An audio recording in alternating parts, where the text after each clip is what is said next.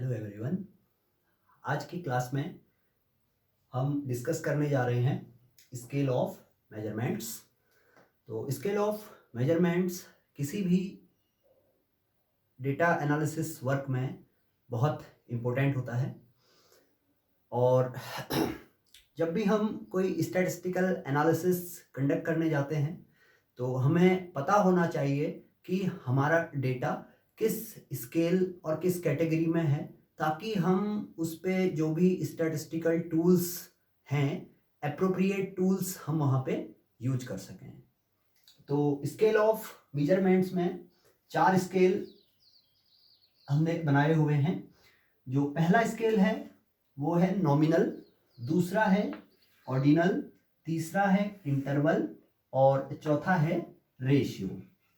तो आपने सुना होगा जैसे हमारा डेटा नॉमिनल स्केल में है या ऑर्डिनल स्केल में है या फिर इंटरवल स्केल में है या रेशियो स्केल में है। तो आज की इस क्लास में हम इन्हीं स्केल ऑफ मेजरमेंट्स को डिस्कस करेंगे। तो इन्हें समझने के लिए आप प्लीज़ वीडियो को पूरा देखें। अब जो स्केल ऑफ मेजरमेंट्स में पहला स्केल हमने डिफाइन किया वो है हमारा नॉमिनल स्केल। तो नॉमिनल स्केल बेसिकली नेम से जनरेट हुआ है। तो हमने कहा भाई जैसे कोई डेटा पॉइंट हमारे पास है तो उस डेटा पॉइंट को हमने आइडेंटिफाई करना है। तो कैसे उसे आइडेंटिफाई करें, तो उसके लिए हमने एक स्केल डेवलप किया जिसे हमने नाम दे दिया नॉमिनल स्केल। अब नॉमिनल स्केल में क्या होता है, लेबल्स होते हैं हमारे पास। इन लेबल्स को हम आइडेंटिफायर्स भी कह सकते हैं। आइडेंटिफायर्स मीन्स ऐसे वेरिएबल्स जो क्या कर रहे हैं, किसी डेटा पॉइंट को आइडेंटिफाई कर रहे हैं। तो अब यहाँ पे जब हम लेबल्स बनाते हैं तो लेबल्स के बीच में कोई भी कंपैरिजन नहीं होगा। There is no comparison between labels. Then the scale of measurement is termed as a nominal scale. अब इसके एग्जांपल्स क्या होंगे? एग्जांपल हो गया जैसे जेंडर या फिर लोकेशन। अब जेंडर में मेल और फीमेल, अब ये दोनों कैटेगरी, दोनों लेवल्स हमारे क्या हैं, नॉन ओवरलैपिंग हैं। नॉन ओवरलैपिंग कहें या म्यूचुअली एक्सक्लूसिव कहें, यानी अगर स्टूडेंट्स हमारे मेल में हैं, मेल कैटेगरी में हैं और कुछ स्टूडेंट हमारे फीमेल कैटेगरी में हैं, तो ये दोनों कैटेगरी हमारी ओवरलैपिंग होंगी। तो इस तरह का जो डेटा, जहाँ पे इन लेबल्स के थ्रू हम क्या कर रहे हैं, अपने डेटा पॉइंट्स को आइडेंटिफाई कर रहे हैं, वो स्केल हमारा हो जाएगा नॉमिनल स्केल। इसी तरह से लोकेशन, लोकेशन में हो सकता है भाई रूरल एंड अर्बन। हमने 2 लेवल्स बना दिए, रूरल एंड अर्बन। अब दोनों में कोई कंपैरिजन नहीं है, ये सिर्फ डेटा पॉइंट्स को आइडेंटिफाई करने के लिए यूज किया जा रहा है।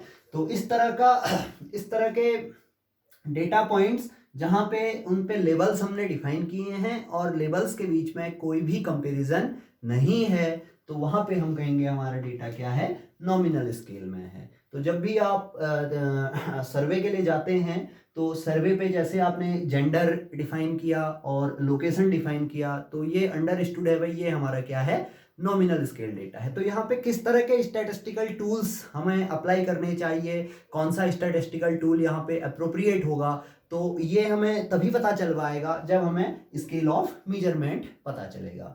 अब सेकेंड स्केल है हमारा ऑर्डिनल स्केल। अब ऑर्डिनल स्केल हमारा जनरली ऑर्डर से डिफाइन हुआ है।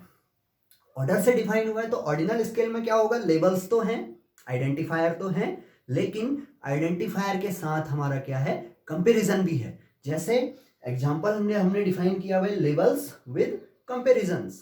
तो एग्जांपल्स हैं इसके जैसे इनकम लेवल।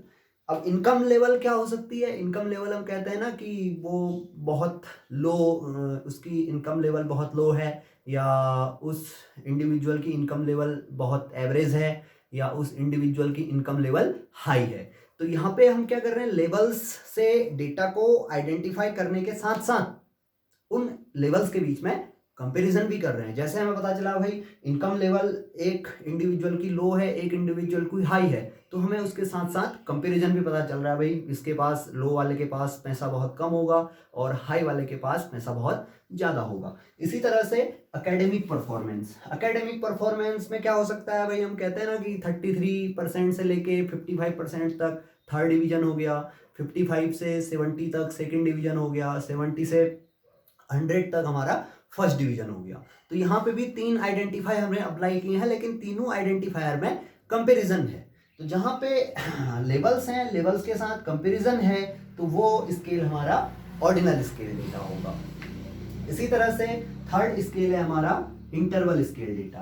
तो इंटरवल स्केल डेटा में क्या होगा, लेवल्स हमारे पास हैं। अब हमको ये समझ में आ गया, नॉमिनल स्केल डेटा समझ में आ गया है, ऑर्डिनल स्केल डेटा समझ में आ गया है। अब देखिए, जब हम ऑर्डिनल स्केल की बात कर रहे हैं तो हम कह रहे हैं लेवल्स हैं, लेवल्स के बीच में कंपैरिजन है, लेकिन जो कंपैरिजन है उसके बीच में जो डिफरेंस होना चाहिए, वो डिफरेंस कितना है वो हमें नहीं पता। डिफरेंस की जब बात हो रही है यहाँ पे कंपैरिजन के बीच में, तो कंपैरिजन का डिफरेंस हमें नहीं पता कि पर्टिकुलर डिफरेंस क्या है, तो वहाँ पे ऑर्डिनल स्केल। अब जहाँ पे हमने लेवल्स के बीच में कंपैरिजन किया और साथ ही साथ जो डिस्टेंस है वो हमने फिक्स कर दी कि भाई इस पॉइंट से इस पॉइंट तक एक लेवल होगा और इन दोनों के बीच में अगर कंपैरिजन होगा तो वो डेटा मेरा इंटरवल स्केल डेटा होगा। अब इसको कैसे समझें, इसको समझने के लिए देखिए, जब हम सर्वे करते हैं या आपके पास कभी कोई सर्वे के लिए कोई क्वेश्चन कोई फॉर्म आता है, तो वहाँ पे आप देखते होंगे कुछ पॉइंट, 3 पॉइंट या 5 पॉइंट लिकर्ट स्केल जिसे हम कहते हैं, 3 पॉइंट या 5 पॉइंट पे आपसे क्वेश्चंस पूछे जाते हैं। जैसे आपसे एक क्वेश्चन पूछा, उसके 5 ऑप्शन आपके पास दे दिए कि भाई strongly disagree, disagree, neither agree nor disagree, then agree, then strongly agree. तो 5 पॉइंट, हर पॉइंट पे क्या है, पर्टिकुलर डिस्टेंस है, 1 पॉइंट का डिस्टेंस है। उन्होंने क्या किया है, स्ट्रांगली एग्री को 5 पॉइंट दिया हुआ है, एग्री को 4 पॉइंट दिया हुआ है, न्यूट्रल को 3 पॉइंट दिया हुआ है, डिसएग्री को 2 पॉइंट दिया हुआ है और स्ट्रांगली डिसएग्री को 1 पॉइंट दिया हुआ है। तो आप जब इसमें हायरार्चिकली इस पे जब नीचे आ रहे हैं, तो हर पॉइंट पे आपको एक पर्टिकुलर इंटरवल गिवन है, तो यहाँ पे मेजरमेंट थोड़ा इजी हो जाता है। या इस तरह से, इसी तरह से दूसरा पॉइंट हमारा है रैंकिंग। जहाँ पे रैंकिंग हमने की हुई है, तो रैंकिंग भी क्या होगी, पर्टिकुलर यूनिट डिस्टेंस पे होगी। तो जहाँ पे लेवल्स हैं, लेवल्स के बीच में कंपैरिजन है और कंपैरिजन के साथ साथ हमारे पास इक्वल डिस्टेंस है, फाइनाइट वैल्यूज हैं, तो वो स्केल हमारा इंटरवल स्केल होता है। अब बात करते हैं रेशियो स्केल की। तो रेशियो स्केल समझना बहुत आसान है। रेशियो स्केल बेसिकली जब भी हम कोई मेजरमेंट करते हैं तो वहाँ पे हम कहते हैं भाई हमारा डेटा रेशियो स्केल से निकल के आया है। अब रेशियो स्केल जब डेफिनेशन की बात आती है तो डिफाइन करने के लिए हम कहते हैं कंपैरिजंस बिटवीन इंटरवल्स। अभी हमने इंटरवल्स की बात करी ना, इंटरवल्स में हमने कहा भाई ये लिकर्ट स्केल से इसका इतना, इसका हमने कह दिया भाई स्ट्रांगली एग्री इतना हुआ, स्ट्रांगली डिसएग्री इतना हुआ। अब हमने दोनों को क्या कर देना है, कंपेयर करना है। कंपैरिजन करेंगे तो वहाँ पे हमारे पास मेजरमेंट्स आएंगे। अब जनरली और मेजरमेंट्स की हम बात करें तो जहाँ पे मेजरमेंट्स हमारे बेसिकली सीजीएस सिस्टम में होते हैं, जैसे हम डिस्टेंस को मेजर करने जाते हैं या लेंथ को मेजर करते हैं तो वो सेंटीमीटर पे होता है, वेट को मेजर करते हैं तो ग्राम्स में, किलोग्राम्स में होता है, टाइम को मेजर करते हैं तो सेकंड में होता है। फिर इसके अलावा हमारे पास जो यूनिट्स होती हैं वो इन्हीं की रिलेटिव यूनिट्स होती हैं, जैसे हम स्पीड की बात करते हैं या कॉस्ट की बात करते हैं। तो यहाँ पे हम क्या कर रहे हैं, मेजरमेंट्स अप्लाई कर रहे हैं, तो वो डेटा हमारा रेशियो स्केल डेटा होगा। अब रेशियो स्केल की एक बेसिक प्रॉपर्टी है, यहाँ पे एब्सोल्यूट जीरो पॉसिबल होता है। हम क्या कर रहे हैं ना, दो क्वांटिटीज, दो वेरिएबल्स को कंपेयर कर रहे हैं। कंपेरिजन में ये हो सकता है कि उन दोनों के बीच में कोई भी डिफरेंस ना आए, कोई भी डिफरेंस मतलब zero, that means absolute zero is possible. इसी तरह से अब लेकिन एक और यहाँ पे एक एग्जांपल जिससे मैं डिफ्रेंशिएट करना चाहूँगा इंटरवल स्केल और रेशियो स्केल को, टेम्परेचर को जब हम मेज़र करते हैं तो जैसे हमारे पास फ़ारेनहाइट में टेम्परेचर है तो 0 फ़ारेनहाइट की बात हमने की, तो वो डेटा हमारा रेशियो स्केल में नहीं आएगा, वो डेटा हमारा इंटरवल स्केल में आएगा, क्योंकि वहाँ पे हम कंपैरिजन कर रहे हैं और कंपैरिजन क्या है, फाइनाइट डिफरेंस के साथ है। 0 डिग्री, 1 डिग्री, 2 डिग्री, हम कह रहे हैं भाई 0 डिग्री पे हम ये डिसाइड नहीं कर पाएंगे कि ये आपका कोल्ड है या हॉट है। हम उसे कंपैरिजन तो कर रहे हैं लेकिन उस कंपैरिजन में इंटरवल्स के बीच में कंपैरिजन नहीं है, तो वहाँ पे जो पॉसिबिलिटी है जीरो की, पॉसिबल तो है लेकिन वो आर्बिट्ररी है। आर्बिट्ररी मीन्स 0 फ़ारेनहाइट का मतलब है आप जब उसे डिग्री सेंटीग्रेड में कन्वर्ट करोगे तो उसकी कुछ और वैल्यू आएगी।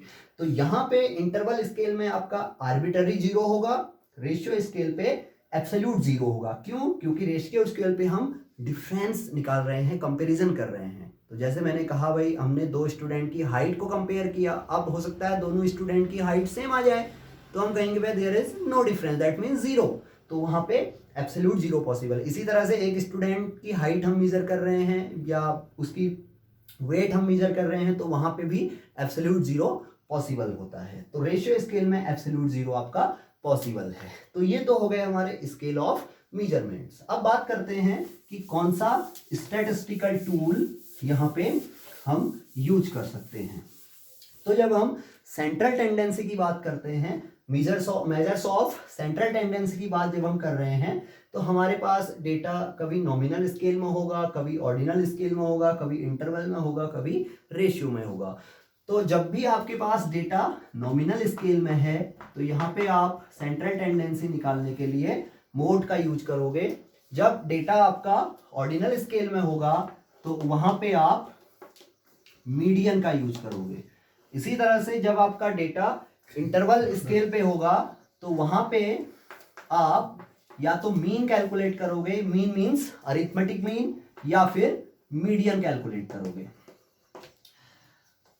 देखिए, जब आपके पास नॉमिनल स्केल पे डेटा है, तो आपने मोड कैलकुलेट करना है। वहां पे क्या होगा, नॉमिनल स्केल पे लेवल्स होंगे, लेवल्स जो मोस्ट फ्रिक्वेंट लेवल्स होंगे उसे हम अपनी सेंट्रल टेंडेंसी मान लेंगे, तो वहां पे हम मोड का यूज करेंगे। ऑर्डिनल स्केल पे हम मीडियन का यूज करेंगे। इंटरवल स्केल पे मीन और मीडियन का हम यूज कर सकते हैं। और रेशियो स्केल पे हम अरिथमेटिक मीन, जैसे ये मीन है, सिंपली अरिथमेटिक मीन को सिंपली मीन या सिंपली एवरेज भी हम कह सकते हैं, तो इस पे कंफ्यूज नहीं होना है। रेशियो स्केल में अगर हम अरिथमेटिक मीन यूज कर रहे हैं, तो इंटरवल स्केल पे भी हम अरिथमेटिक मीन ही यूज कर रहे हैं। अब यहाँ पे डिफरेंस क्या है, रेशियो स्केल पे हम अरिथमेटिक मीन यूज कर सकते हैं, ज्योमेट्रिक मीन यूज कर सकते हैं, और हार्मोनिक मीन यूज कर सकते हैं। तो नॉमिनल स्केल पे मोड, ऑर्डिनल स्केल, जब हमारा डेटा ऑर्डिनल स्केल पे होगा तो हम मीडियन का यूज करेंगे। जब हमारा डेटा इंटरवल स्केल पे होगा तो हम मीन या मीडियन का यूज करेंगे। जब हमारा डेटा रेशियो स्केल पे होगा, तो वहां पे या तो अरिथमेटिक मीन यूज होगा, या ज्योमेट्रिक मीन यूज होगा, या फिर हार्मोनिक मीन यूज होगा।